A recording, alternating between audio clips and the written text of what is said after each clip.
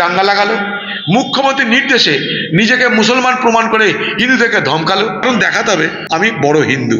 আবার যারা বাবরি মসজিদ করার কথা বলছে তাদেরকেও দেখাতে হবে আমি বড় মুসলমান।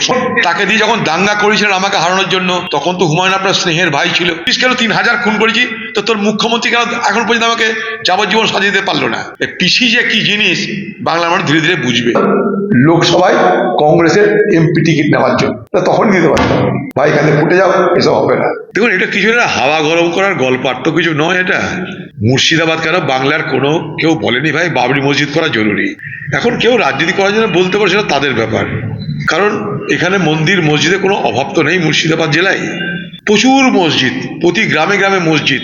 এখানকার সাধারণ মানুষ যারা সংখ্যালঘু সম্প্রদায়ের, তারা খুব ধর্মালু, ধর্মপ্রাণ মানুষ। তারা তাদের গ্রামে, নিজেদের প্রত্যেকটা গ্রামে মসজিদ আছে, মাদ্রাসা আছে, দরগা আছে, তারপর কবরস্থান আছে, যেখানে যেমন দরকার সব আছে। তার সঙ্গে নতুন করে একটা মসজিদ বানানোর জন্য মুর্শিদাবাদের কোনো মানুষের কোনো দাবি ছিল না।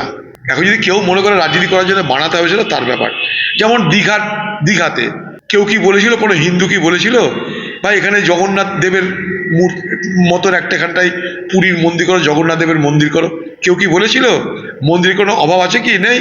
কিন্তু করতে হবে, কারণ দেখাতে হবে আমি বড় হিন্দু। আবার যারা বাবরি মসজিদ করার কথা বলছে তাদেরকেও দেখাতে হবে আমি বড় মুসলমান। সমস্যা এই জায়গাটাই। বাংলার দিদি পথ দেখিয়েছে, চলে আসুন জগন্নাথ দেবের মন্দির হয়ে গেল দীঘার তীরে, সেখান থেকে চলে গেল দিদি এবার পর্বতে, মহাকাল হবে উত্তরবঙ্গে, মধ্যবঙ্গ বাদ থাকবে কেন? সেখানে একটা দুর্গাঙ্গন, কোটি কোটি টাকা খরচা চলছে।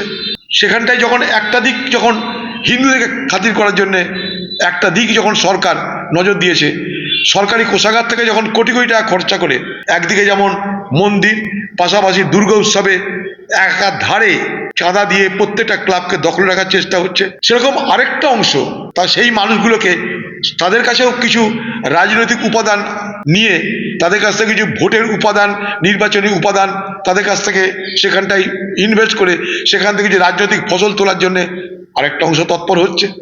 দিদি তৈরি করেছে তার এগুলো প্রতিফলন। Every action has its equal and opposite reaction. তুমি যখন হিন্দুকে খাতি করতে যাবে, তখন মুসলমানদের নিয়েও রাজনীতি হবে। বাংলার মুখ্যমন্ত্রী পথ দেখিয়েছে, তাঁর দলের লোকেরা সেই পথ অবলম্বন করেছে। তা আমাকে হারানোর জন্য, আরে রাজনীতিতে হারাও, কর্মে হারাও, রাজনৈতিক বক্তব্যে হারাও, আদর্শে হারাও, অধিকে চোর বলে প্রমাণ করে, লুটেরা বলে প্রমাণ করে হারাও, কোনো আপত্তি ছিল না আমার। কিন্তু শান্তিপূর্ণ জায়গায় শক্তিপুর রামনবমীর দিনে সেখানকার পুলিশ, তৃণমূলের মস্তান মিলেমিশে একটা দাঙ্গা করানো পরিকল্পিতভাবে, এবং সেই দাঙ্গা করানো হলো সরকারের নির্দেশে, মুখ্যমন্ত্রী মমতা ব্যানার্জির নির্দেশে। আমি সেদিনও বলেছি, আজও বলছি, নির্বাচন কমিশন এটাকে বললে এটা খুব অন্যায় হচ্ছে, এর ব্যবস্থা নিন, এফআইআর করতে হবে।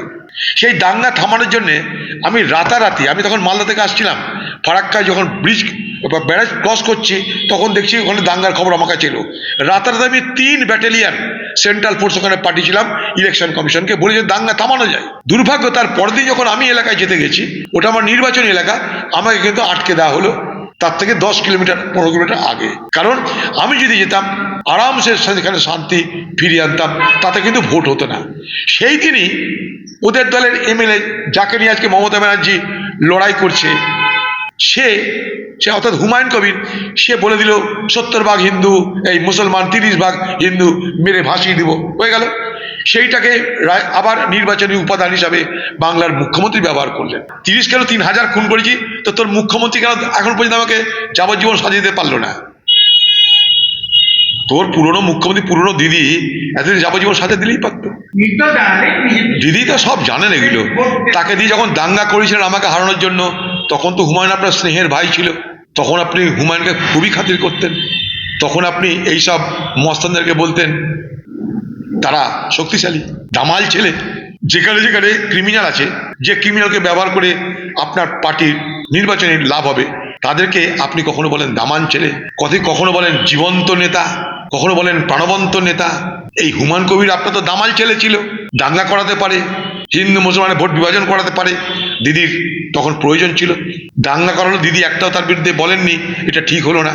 কালকে যখন সাংবাদিকরা জিজ্ঞেস করেছে, তখন বলছে সব জানে। পিসি অভিষেক, মানে তার ভাই পোকাবাবু নাকি তাকে জিজ্ঞেস করেছিল কেন দাঙ্গা হলো, বলছে তোমার পিসিকে জিজ্ঞেস করো। পিসি যে কি জিনিস বাংলার মানুষ ধীরে ধীরে বুঝবে।